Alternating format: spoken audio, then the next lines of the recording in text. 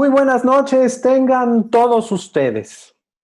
Les saludo a nombre del señor rector de la Universidad Vasco de Quiroga, el maestro José Antonio Herrera Jiménez, así como del señor obispo de Irapuato, monseñor Enrique Díaz Díaz, responsable de la dimensión de pastoral educativa y de cultura de la Conferencia del Episcopado Mexicano.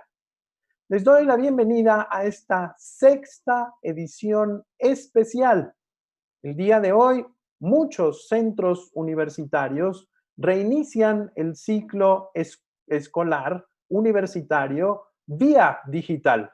Por eso nos permitimos reflexionar en torno a esta comunidad académica escolar tan importante. Esta noche abordaremos particularmente el desarrollo de la vida espiritual en la comunidad universitaria, tanto de estudiantes como de directivos y de docentes. Los últimos pontífices de nuestra Iglesia Católica han ofrecido distintos mensajes, siempre muy interesantes al respecto, particularmente las que tienen origen en el ser y quehacer de nuestra Iglesia. La espiritualidad, erróneamente, se ha concebido como la parte meramente religiosa de la persona. Sin embargo, es necesario aclarar que el ser humano es espiritual, pues tiene inteligencia, afectos, imaginación, memoria, sentido común. Todo eso es espiritual. La universidad educa no solo la razón o las competencias o habilidades técnicas, sino sobre todo integra a la persona en su misma experiencia de ser en el mundo, en el universo. Por ello, la universidad. Esta noche tenemos con nosotros a dos mujeres muy especiales. Ambas son doctoras. Ambas dirigen y tienen amplia experiencia en el mundo universitario. Las dos, por igual, aman profundamente su trabajo y están entregadas al 100% en su responsabilidad profesional laboral. Las dos están insertadas con una visión muy generosa y solidaria en su región, en sus localidades distintas. Las dos viven fuertemente sus relaciones familiares y comunitarias. Les agradezco que al comienzo de este complicado inicio escolar, en medio de esta emergencia COVID-19, se den el tiempo de participar en estos diálogos por la esperanza y nos compartan también algunas respuestas de sus centros académicos sobre su experiencia en este contexto tan particular. Quisiera presentar y saludo con mucho aprecio a la doctora Lourdes Lavaniegos González. Ella es licenciada en Pedagogía por la Universidad Panamericana, Ciudad de México, maestra en Educación por la Universidad Abierta de San Luis Potosí, doctora en Ciencias para la Familia por el Instituto de Enlaces Educativos Ciudad de México. Actualmente es rectora de la Universidad La Salle Pachuca, en donde ha desempeñado otros cargos: docente en Humanidades, Ciencias Humanas, Bachillerato, Posgrado y Vinculación. Ha sido directora de la Escuela de Ciencias de la Educación y de la Comunicación. También ha sido directora de formación, entre otras. Es representante de Asociación y Misión de la Red de Universidades Lasallistas Mexicanas ante la Asociación Internacional de Universidades Lasallistas. También es secretaria general del Consejo de Gobierno de la Asociación Mexicana de Instituciones de Educación Superior de Inspiración Cristiana, AMIESIC. Doctora Lourdes, buenas noches, bienvenida. Buenas noches, padre, gracias por la invitación. Espero que sea de provecho para todos. Estoy seguro que sí, bienvenida. Presento también a la doctora Natalia Alejandra Salinas Bravo. Es directora de la Universidad del Valle de Atemajac, Campus La Piedad. Estudió ingeniería agronómica y es maestra en administración de la misma UNIVA. Es doctora en desarrollo sustentable por la Universidad Bolivariana de Chile y el Centro Latinoamericano de Desarrollo Sustentable. Ha participado en foros de desarrollo local, sostenible y competitividad de las MIPYMES. realizados por el Banco Interamericano de Desarrollo, la Organización de las Naciones Unidas para el Desarrollo Industrial, la Organización para la Cooperación Internacional y el Desarrollo Económico OCDE y la Organización de los Estados Americanos. Es egresada del Diplomado en Formación Social de la USEM, capítulo Morelia.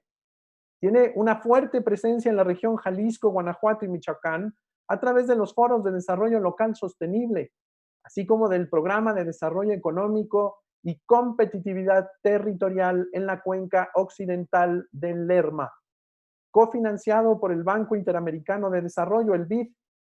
Muchas gracias, doctora Natalia. Es un gusto tenerla en este espacio. La saludamos con gusto. Muchas gracias. Buenas noches a todas las personas que nos acompañan. La vida espiritual tiene que ver con lo que se da en el salón de clases, la biblioteca, la cafetería, los corredores, pero sobre todo en el interior de cada persona. No es una cuestión solo de la capilla o de la misa de apertura o de graduación. Se manifiesta y se evidencia en las relaciones de cada universitario, alumno o profesor con los demás seres humanos, la creación y el creador. Se manifiesta en las opciones fundamentales que va tomando, y lo digo en gerundio, va tomando. Cada chico o chica al comprender que es para los demás, con el fin de concluir profesando, por ello profesionista, que es para los demás a través de una rama de especialización del saber. Le pedimos a ambas que aborde la cuestión espiritual desde sus especialidades. La doctora Natalia se referirá al aspecto social. La doctora Lourdes Lavaniegos a la cuestión más personal de vida propiamente interior. Doctora Natalia, le escuchamos a usted en primer lugar. Muchas gracias. Adelante. Muchas gracias. Buenas noches nuevamente. Efectivamente, voy a abordar la dimensión social de la educación, para lo cual voy a referir algunos documentos del magisterio de la Iglesia, y quisiera empezar desde la doctrina social de la Iglesia, cómo asumimos la dimensión social de la educación. Y todos sabemos que este documento se centra en construir el futuro a través de una educación que esté basada en la búsqueda del bien común y la solidaridad. El documento también aborda el tema de la pobreza y la desigualdad, la necesidad de que todas las instituciones educativas nos acerquemos a la realidad tan lacerante de nuestro mundo actual. Pero este documento nos propone que este acercamiento no sea solamente a nivel de espectadores, sino sea como agentes activos del cambio en los entornos en los que estamos inmersos. En esta crisis sanitaria del COVID-19, y haciendo referencia a este documento, pues sabemos que los más vulnerables enfrentan todos los días la muerte por falta de asistencia médica, por insuficiencia alimentaria, y todo esto sucede en un entorno de indolencia social.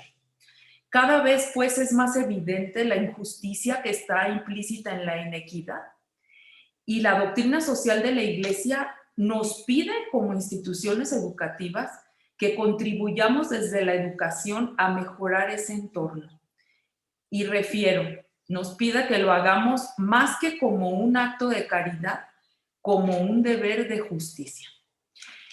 La dimensión social de la educación también la quiero abordar desde la encíclica Caritas in Veritate del Papa Benedicto XVI, que nos propone trabajar a la luz de la caridad en la verdad para hacer vida el desarrollo sostenible, antes efectivamente que Laudato Si, hacer vida el desarrollo sostenible en sus tres dimensiones. Y en este contexto, ¿qué encontramos? Pues que es cada vez más visible la exclusión social y la desigualdad. En el tema de la dimensión económica, claramente es más desigual, menos oportunidades de participar en el proceso económico para las mayorías. Y el tercer eje del desarrollo sostenible, pues la depredación ambiental está llegando a límites insospechados. Este documento, Caritas in Veritate, aborda con realismo y con mucha esperanza la necesidad de cambios profundos en las empresas, más allá de su rentabilidad financiera, ¿Por qué lo quise referir? Porque, bueno, nuestros estudiantes y egresados están inmersos en esta realidad y no pueden permanecer como simples espectadores. Necesitamos trabajar para que se conviertan en verdaderos actores de este cambio. A partir de estos dos documentos, entonces, podríamos hablar de que la búsqueda del bien común, la solidaridad, el desarrollo sostenible, están presentes en la misión de la mayor parte de las instituciones educativas. Como discurso es muy bueno. Aquí el verdadero reto es cómo hacer para que esa misión sea viva. Y hay muchas formas creativas que cada institución va abordando para poder hacer viva esa misión en base a estos documentos que referí. Desde el currículum institucional, acercando a nuestros jóvenes a la realidad social a través de proyectos de impacto comunitario y hacer que nuestros jóvenes puedan cambiar esa visión de mundo que hablaba el padre Eduardo. No solamente los estudiantes, sino también los egresados, desde el ejercicio de su propia profesión. Y aquí, para cerrar esta primera parte de mi intervención, ¿cómo queremos hacer vida estos documentos que hacen patente la dimensión social de la educación? En el caso específico de la UNIVA, a nivel del currículum institucional, a partir del 2021 hemos trabajado muy fuerte para esto. Todas las carreras de todo el sistema UNIVA en nuestros 10 campus tendrán como elemento transversal el desarrollo sostenible. Es decir, cómo vamos a hacer vida la encíclica Laudato Si, que vaya más allá del texto, nuestra misión o del documento que guardamos en nuestras bibliotecas. Cómo nuestros estudiantes, profesores y nuestra comunidad universitaria va a salir al entorno a poder vivir esta realidad del desarrollo sostenible. Esta es mi primera intervención en la primera parte. Muchas gracias. Muchas gracias, doctora Natalia. Sin duda alguna, el grande desafío, no solamente de las universidades, sino de toda experiencia cristiana, es pasar precisamente al acontecimiento. Cómo toda esta doctrina, cómo todas estas conjunto de cuestiones morales, litúrgicas y demás, no se quedan solamente en un ámbito privado, individual, sino que es capaz de hacerse vida, es capaz de encarnarse. Y por eso, precisamente, doctora Lourdes, la necesidad del desarrollo de la vida interior, de hacer opciones fundamentales, de encontrar la vocación, de confrontarse con ese alguien más que nos llama a amar. Doctora Lourdes, le escuchamos. Bueno, pues yo agradezco esta introducción que ha hecho la doctora Natalia porque justamente pienso que para nuestros jóvenes la parte más confiable de la iglesia es lo que ellos ven como la práctica de la doctrina social de la iglesia. Cuando ellos se encuentran con alguna hermana, con algún sacerdote, con alguna comunidad religiosa que está sirviendo en un lugar específico donde ha habido crecimiento y desarrollo a partir de esta intervención de personas que vienen de fuera, pero que se comprometen con alguien más. Y bueno, a mí me gustaría empezar con 3 cosas que ya sabemos de memoria, pero que son muy importantes cuando tratamos de hablar de la espiritualidad hoy de los jóvenes. 1, esta frase bíblica de yo estaré con ustedes hasta el fin de los tiempos. Porque hay veces que como formadores lo dudamos y no vemos dónde está llegándoles el espíritu a los jóvenes, pero si realmente creemos tenemos que saber que ahí está, que está llegando. Si no tenemos esa seguridad es muy difícil educarlos, es muy difícil confiar en que pueda salir un desarrollo espiritual de ellos. La segunda, esta idea de algunos teólogos de hoy que dicen que somos demasiado engreídos, que hemos hablado del misterio de Dios como si lo conociéramos cuando sabemos que está en un límite al que no podemos llegar. Entonces hemos dicho, así es Dios, y fíjense cómo es el catecismo que casi a todos nos enseñaron, ¿no? Dios, Padre, cuando realmente no tenemos un asomo de esto. Y hoy esas narraciones a los jóvenes no les son útiles. Muy grave cuando la tercera cosa que quiero decir es que todas nuestras universidades dicen que tenemos a la persona en el centro. La centralidad de la persona es fundamental, particularmente la del alumno. Y sin embargo, cuando queremos educarlos en la espiritualidad, queremos muchas veces imponerles una fe que ya está fuera de su criterio, que la narración no les sirve. No porque no sea útil, pero queremos llegarles ya con todo masticado cuando ellas necesitan digerir paulatinamente. Y tenemos un grupo de personas normalmente muy heterogéneo. Ya no es, aunque sean universidades católicas, ya no es el chico que fue educado en una familia católica, o no lo es siempre. A lo mejor estuvo en escuelas católicas, pero no lo buscan muchas veces por este afán de espiritualidad o de religión, sino que lo buscan por la calidad que damos. Maravilloso, porque estamos formando gente bien. Pero entonces, ¿qué es lo que ocurre? Que tenemos una heterogeneidad difícil de manejar ahí. Por otro lado, estamos viviendo un cambio de época que si nos quedaba alguna duda, pues el coronavirus nos lo ha venido a poner enfrente. Y yo les recuerdo a los que son de mi edad, los que eran scouts, cómo iban al bosque y partían árboles y quemaban todo para hacer construcciones y para hacer su fogata. Hoy eso ya es increíble, ya el cambio de época está aquí.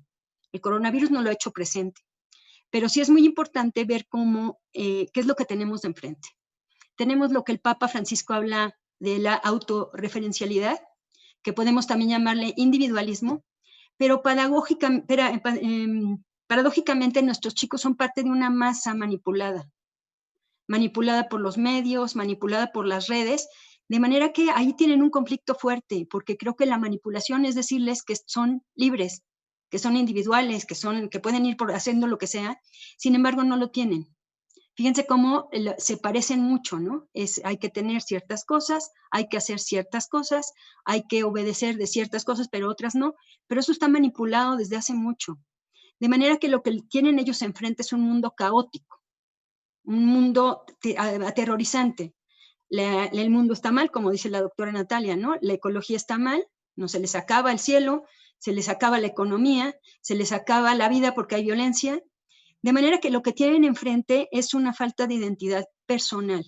Y esto es muy grave, porque si no hay una toma de conciencia identitaria personal, no hay manera de compromiso. Y es lo que estamos viendo. Si yo tengo demasiado miedo a lo que hay fuera y me han dicho que, por ejemplo, si me embarazo, pues la vida ya no tiene sentido, que una pareja pues no sirve para nada, que el banco ya no sirve, que la iglesia ya no sirve, que el Estado ya no sirve, ¿qué es lo que está pasando? Claro, ¿de dónde pueden ellos, a qué se acogen para poder seguir adelante con lo que están construyendo? Muchas gracias, doctora Lourdes. Muy interesante. Hemos tocado temas muy finos. En primer lugar, el misterio. Dios es Dios. Y Dios es el primero que habita a los estudiantes y a los profesores. Y nosotros navegamos en la historia de la salvación. No podemos pretender caminar sin Él de manera muy pelagiana. Por supuesto, la cuestión de la centralidad de la persona me parece muy importante. Las universidades han caído, hemos caído, lo tenemos que decir todos con la responsabilidad que nos compete, en una tecnocracia, en donde el sistema es importante que opere, más allá de quién está, de dónde viene, cómo viene, cuándo viene, qué responsabilidad social tenemos frente a estos chicos que vienen con estos niveles académicos, con estos niveles afectivos, etcétera. Me parece que esto es muy importante y quisiera retomar también el aspecto sistémico, doctora Lourdes y doctora Natalia, que ambas lo han tomado. Es decir, hoy nuestra complejidad global nos ha metido en un megasistema. Es decir, ya no solamente participamos de una región o de un país, participamos del mundo. Es curioso, pero nosotros en nuestra experiencia universitaria quizá no vivíamos tan fuertemente este acento global, de tener material de todo el mundo, acceso a un banco de información infinito a través de las redes sociales, que no es que esté mal, no nos debe de dar miedo, pero tenemos que aprender a utilizarlo. Y ahí está la cuestión de la vida interior. En estas, podríamos decir, extremos, ¿verdad? El ser individual y el ser social, el ser espiritual y el ser material, y tenemos siempre que equilibrar estos grandes extremos de la realidad que siempre se tocan y siempre se reclaman. Doctora Salinas, la escuchamos, doctora Natalia, en su segunda intervención con mucha atención.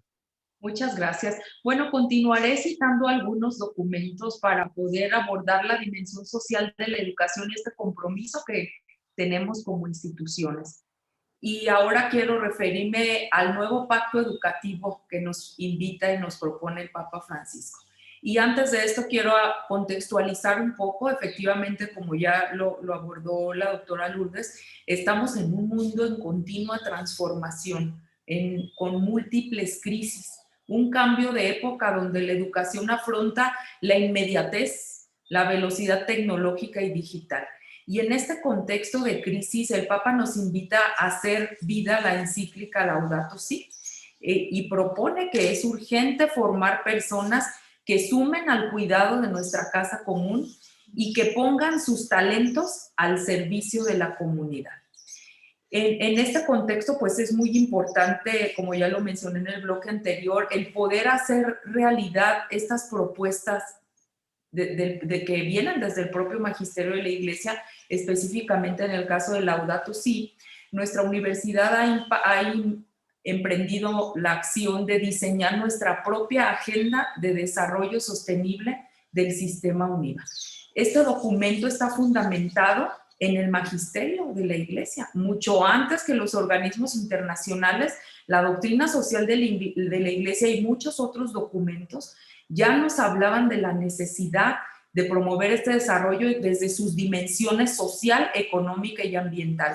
Por esto es que realizamos un diagnóstico, diseñamos un instrumento propio para poder hacer un diagnóstico en nuestros 10 campus y poder determinar cómo esas 351 acciones y programas de desarrollo sostenible que abonan a los 17 objetivos de desarrollo sostenible están teniendo impacto en nuestra comunidad, en nuestra universidad, obviamente en las familias, en los gobiernos locales y en las personas, para a partir de este diagnóstico poder establecer un plan de acción muy preciso que pueda captar esa atención que hablaba la doctora Lourdes, en un contexto donde la información está tan a la mano de todos, nuestros estudiantes se pierden. Necesitamos acercarlos a esa realidad y esta es una manera, cuando ellos saben que el resultado de su trabajo es útil y es aplicable a su región.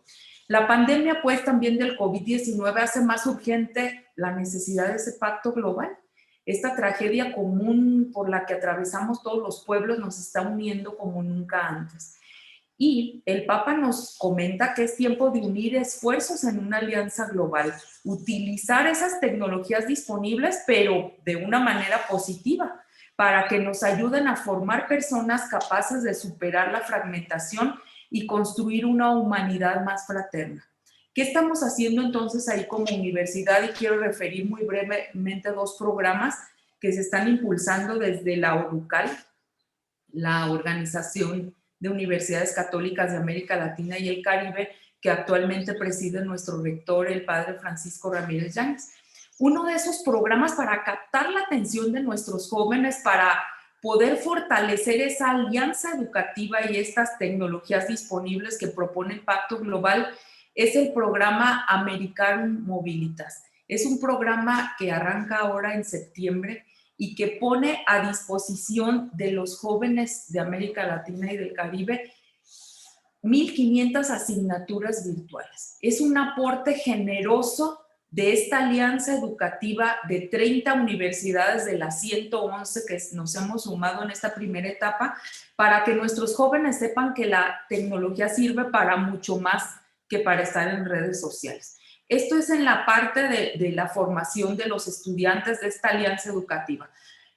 Finalmente, en la parte del desarrollo del capital de nuestra propia gente, de que podamos impulsarlos para que trasciendan en su espacio y en su trabajo, la UDUCAL también ha lanzado el programa Progreso Americano, que es para desarrollar al personal administrativo. Y aquí también de manera muy generosa se hace el lanzamiento este 25 de octubre de un programa de becas del 100% para maestría y doctorado, para sumarnos como instituciones educativas. En este momento vamos 16 universidades católicas de ODUCAL, para sumarnos a este llamado del Papa, a sumar a esta alianza educativa que el Papa nos está proponiendo.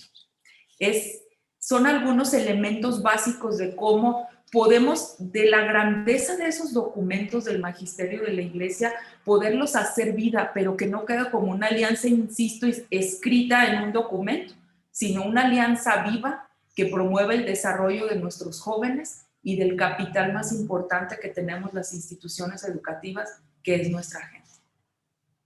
Muchas gracias, doctora Natalia. Es muy importante reconocer el grande desafío externo, el mundo, la globalización, la tecnología, los grandes mercados.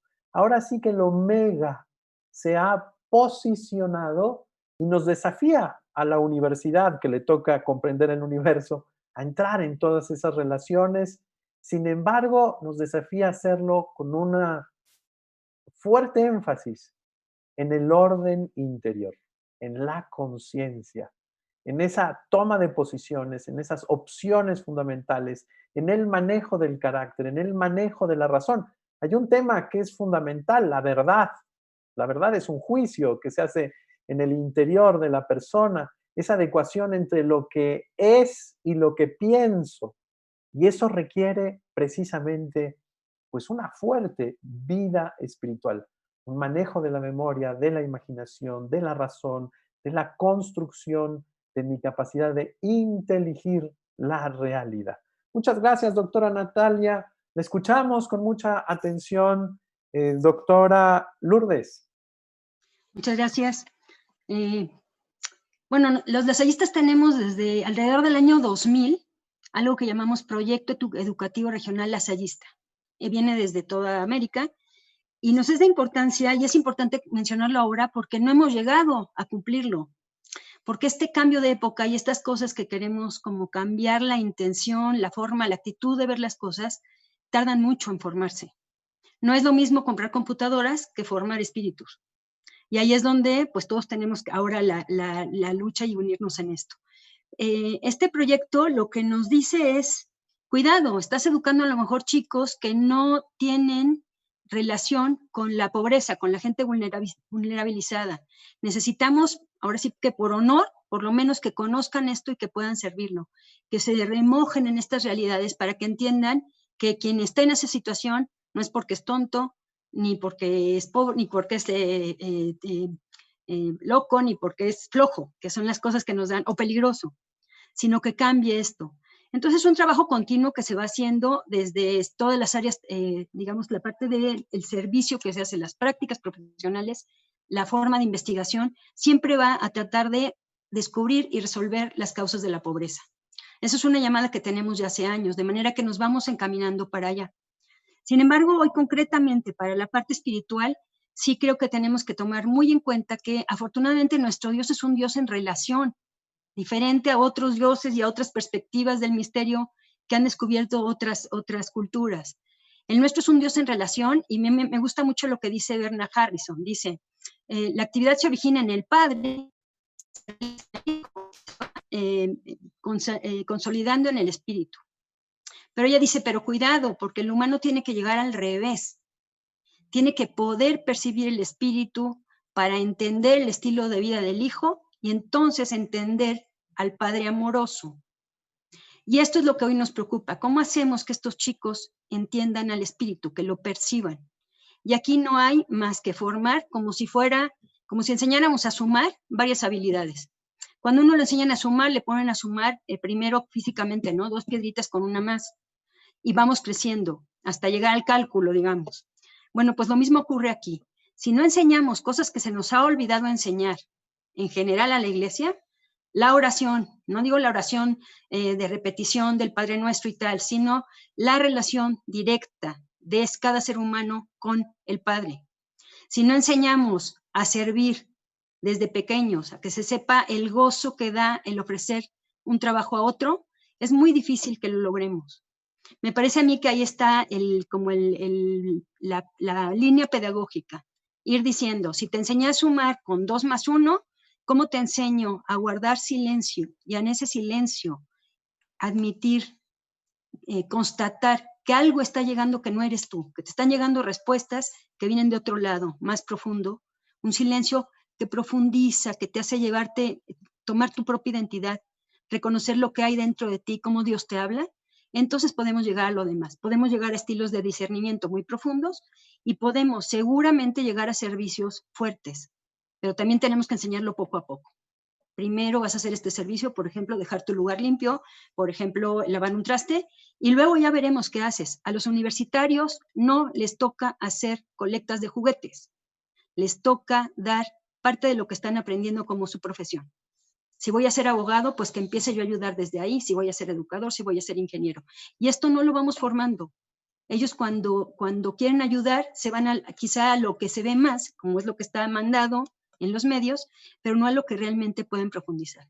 Entonces, ir dando niveles para ir profundizando en la oración, concretamente en el silencio y en el servicio, me parece que es lo fundamental para que ellos vean cómo se van enriqueciendo, van tomando su propia identidad y pueden llegar a servir de una manera más profunda que les queda como una impronta para toda la vida. Muy bien, muchas gracias, doctora Lourdes. Es muy importante. Es cómo ayudarle a la persona a discernir su existencia. Cómo ayudarle a la persona a llevar sus afectos, a reconocer sus pasiones. Cómo ayudar a la persona a tener opciones fundamentales más allá de sí mismos. Creo que la grande enseñanza de la universidad es posicionar a la persona al servicio de los demás. No a los demás a mi servicio, que eso es muy distinto, sino que la persona al servicio. Por eso profesan que son para el mundo. Están con un conocimiento y están ahí con un saber para el mundo. Me parece que es muy interesante entender la complejidad que tienen hoy las universidades. Partir del ser interior para llevarlos a reconocerse en el exterior, para situarse en este mundo complejo. Quisiera, si les parece bien, queridas doctoras, leer algunos saludos. Hay muchos saludos. Juan Jesús Rojas nos saluda y agradece el programa. Rosely Lugo Azuela también nos saluda. Claudia Torres manda saludos. Norma TR dice presente. Mima González nos manda saludos, corazones, etcétera. Carmen Berrueto dice muy interesantes sus aportaciones. Muchas gracias. Hilda Raquel Peralta nos saluda y nos dice también que es muy interesante. Cristina Sáenz Enríquez, compartamos esta información, esta transmisión. Roberto Ramírez saluda a las mujeres superlíderes del panel y también a un servidor. Saluda en especial a Natalia y le dice que gracias por su compromiso en la Mesa Ciudadana de Seguridad y Justicia de la región La Piedad. Saluda Roberto Ramírez. Mónica Limón nos saluda, nos manda saludos. Carolina Ruiz también nos saluda a todos. Jorge Edgar desde Monterrey dice, es muy importante enseñar a los jóvenes cómo encontrar su espiritualidad, su vida interior, y nos manda saludos a un servidor. Dice, felicidades por este gran tema. Maestra Natalia, doctora Lourdes, vamos a ir a unas conclusiones. Yo espero que en estas conclusiones puedan salir algunas líneas. ¿Qué le podemos sugerir a los alumnos que están viviendo esta pandemia COVID-19? El semestre anterior lo acabaron en línea. Ellos tenían pues el sueño de regresar ya pues a sus aulas, a sus maestros, a su convivencia, y no, tendremos que seguir en línea. ¿Qué les podemos decir? ¿Cómo manejar la frustración? ¿Cómo manejar la resiliencia? ¿Cómo manejar la oportunidad que nos da este momento? Las escuchamos, doctora Natalia, escuchamos sus conclusiones.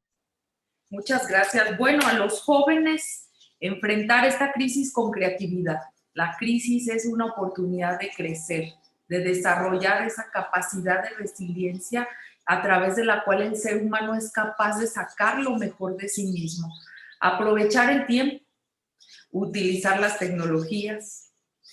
Y quiero también hacer referencia en este momento a otras recomendaciones, no solamente para los estudiantes, sino también para los directivos, para los profesores, para los padres de familia. Y quiero hacer referencia al último documento, al quinto documento que estoy compartiendo con ustedes, que es justamente de la Conferencia del Episcopado Mexicano, frente a la dificultad para educar en este tiempo de pandemia. ¿Qué nos recomiendan nuestros obispos? Reconstruir el sistema educativo nacional, pero esta es una tarea que solo podemos hacerla sumando. Y nos recomiendan hacerlo de una manera muy particular, con discernimiento, con generosidad, con diálogo, con mucha tenacidad y con paciencia.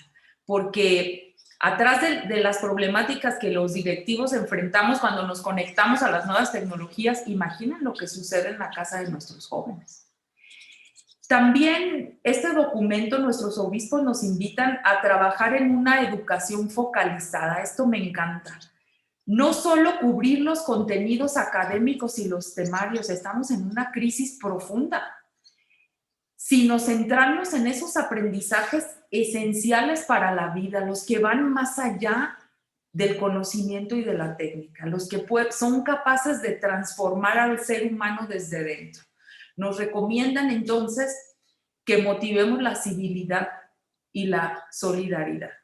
Me gustó mucho cómo nuestros obispos visualizan que cuando esa solidaridad la hacemos real, la vivimos, es cuando se convierte en una corresponsabilidad. Esta es la manera en que estoy de acuerdo con este documento. Es la manera en que podemos enfrentar con mucha esperanza el arduo presente, pero también el futuro tan incierto que viene. Muchas gracias, doctora Natalia, por estas conclusiones.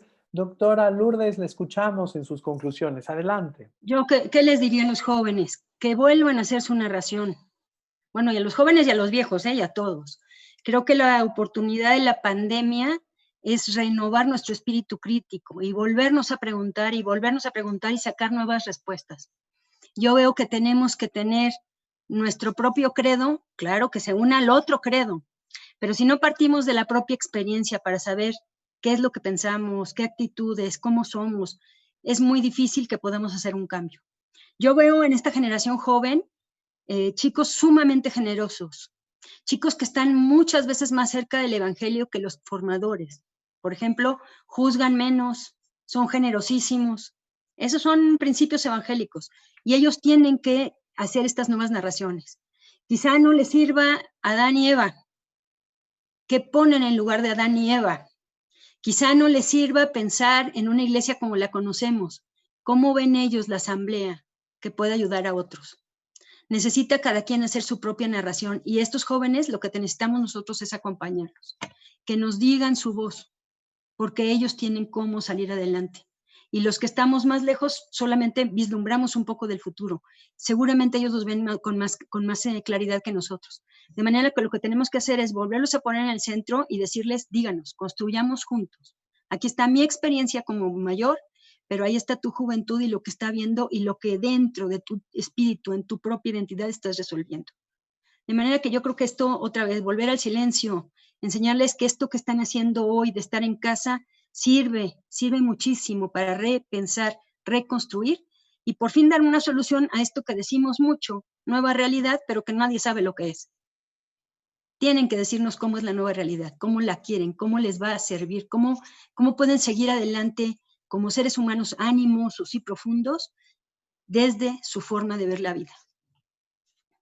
Muchas gracias, doctora Lourdes Lavaniegos. Regreso al documento de los obispos de México de la semana pasada, al que hacía referencia la doctora Natalia. Quisiera leer aquí un punto porque tiene mucho que ver con lo que nos decían ambas. Dice, después de un profundo discernimiento, los obispos de México compartimos que estamos convencidos de que es necesario creer, es necesario confiar en que cada persona y la comunidad educativa en su conjunto, para volver a clases a distancia y en el futuro, una presencia escalonada con todos los cuidados y medidas precautorias posibles, darán su mejor esfuerzo en esta cultura del cuidado que tenemos que construir. Confiar, creer, caminar, sabernos sostenidos por el Salvador y entrar en esta dinámica de generosidad. Ambas lo dijeron, la maestra Natalia al señalar que teníamos que entrar en esa dinámica de caritas in veritate. Caridad implica salir de sí, entrar en esa dinámica de ser para los demás. La doctora Lourdes Lavaniegos nos habló pues también con gran tino desde el Papa Francisco, romper la autorreferencialidad, el individualismo, no estar girando en lo que yo quiero, en lo que yo necesito, en lo que yo siento, en lo que a mí me gustaría, en cómo yo la pienso, en cómo yo creo, sino entrar en esa narración en plural, a partir de la primera persona del plural, del nosotros. Muchas gracias a ambas doctoras. Doctora Natalia, un gusto tenerla. Muchas gracias. Muchas gracias por la invitación, padre. Un gusto poder saludar a todas las personas que nos acompañan y compartir este espacio con la doctora Lourdes. Doctora Lourdes, un gusto tenerla. Desde Pachuca le mandamos un abrazo y pues gracias por sus palabras, por su tiempo en estos diálogos por la esperanza. Gracias, padre. Ojalá que efectivamente vayamos tomando más esperanza de estos diálogos. Gracias, doctora, por compartir conmigo. Gracias por la invitación. Que estén muy bien. Saludos a todos. Agradecemos a la Universidad Vasco de Quiroga, a todo el equipo técnico, a todo el equipo de apoyo también de la Dimensión de Pastoral Educativa y de Cultura de la SEM. Mañana les esperamos. Tocaremos un tema muy interesante, el escultismo, este mundo scout también frente a la pandemia COVID-19. ¿Cómo le están haciendo si no salen al campo? Ya lo decían por ahí.